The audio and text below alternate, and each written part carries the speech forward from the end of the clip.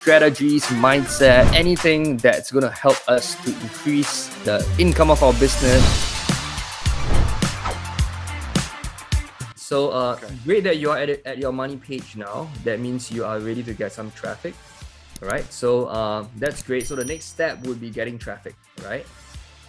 Okay, so once you get traffic, then you get data. Once you get data, then you can evaluate if this money page is working for you, if this traffic seller is working for you. Okay, so what I would encourage you to do is to watch the video on solo ads. So there's this training that I've done on traffic, on solo ads, all right? So it's called Traffic Madness, right? The video title is called Traffic Madness. You want to watch that because what happens after you get traffic, you know, you want to know what's the numbers telling you, and you want to know if this seller is a good seller, bad seller, or is your money page performing well. For the past 1 week, I ran traffic with 3 sellers, and very I nice. know, Okay. yeah. Then I noticed that usually I will check the tracking link on the perpetual income site, whereby we can check the receipts and the subscribers. Yes. And I noticed that the numbers, the subscriber amount doesn't match with my get response subscriber list. So I'm not sure whether is this a common issue or what, because I contacted the get response and they said it has nothing to do with them. So okay, so let me tell you what's the difference here. Okay, so the numbers in get response are the actual numbers, because that's where your leads are stored at. The numbers that you see on our money page are the people who have opted in, and then that is reflected on a money page as when they opt in. Okay, but in get response, many things can happen, right? For example, they might have unsubscribed. So that's one. It might have gone into get response blacklist, get response bounce list. So they have their own list of bounce emails, and because they have detected that email, it might have moved into that bounce suppression list.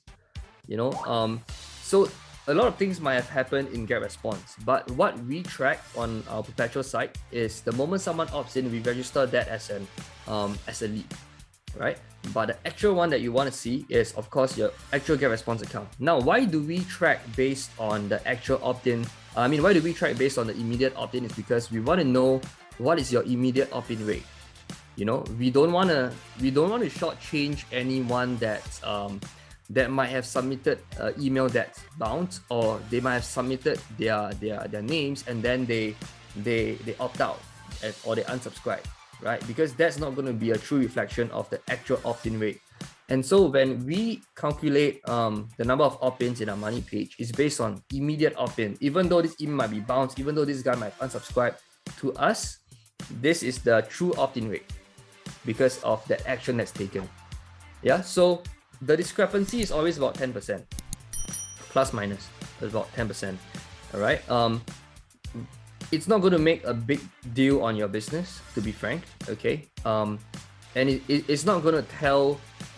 It's not gonna tell you if a seller is doing worse than another seller, because we are using the same measurement or the same ruler of measure for everyone. So everyone goes through the same money page tracker. So if you want to compare seller ABC, which one is better, you can still see the results from our links, right? Only things, of course, we don't go in so detail to go into get response and say, oh, this guy have unsubscribed, and then this thing -1, -2. No, we don't do that, because that's in terms of development. It's hard to always get data back and forth from get response. I buy $15,000 worth of solo ads every month, okay, and I buy it from so many different people, and all these sellers, they will give me a certain percentage of bounce traffic, a certain percentage of bots, a certain percentage of spider leads, or like bounce leads. They will all give me that. Why is that so? It's because they can't control these leads as well, right? These leads opted into their list, and after that, when these guys send out these emails for solo ads, these leads click into the link and they might have put in another email address. Who knows, right? We can't control that. So we can say that the leads, or like this guy is giving us unhealthy traffic. But end of the day, I don't care. End of the day, what I want is I want the cost per lead to reach a certain matrix. And my cost per lead is $1.50. What does my traffic tells me, right? How do I determine if a seller is good? I don't care if it's going to send me like bot traffic, because it's gonna happen, right? Or if it's going to send me junk traffic, it's going to happen, but just a small percentage of it, because at the end of every month I clean my list, right? So if I clean my list, I'm going to get them out, it's fine, but I still want the good leads. And to me, as long as my matrix for traffic acquisition is below $1.50 per lead, I'm going to keep running with this guy.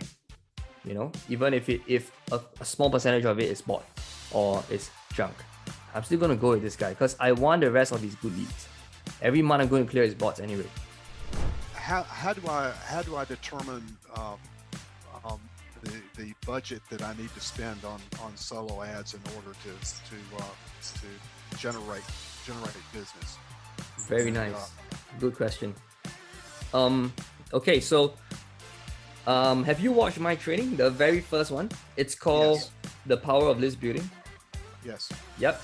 So that gives you a very predictable table for you to set your budgeting. Okay. So in terms of solo ads, to me, it all boils down to how much you want to make at the end of the day.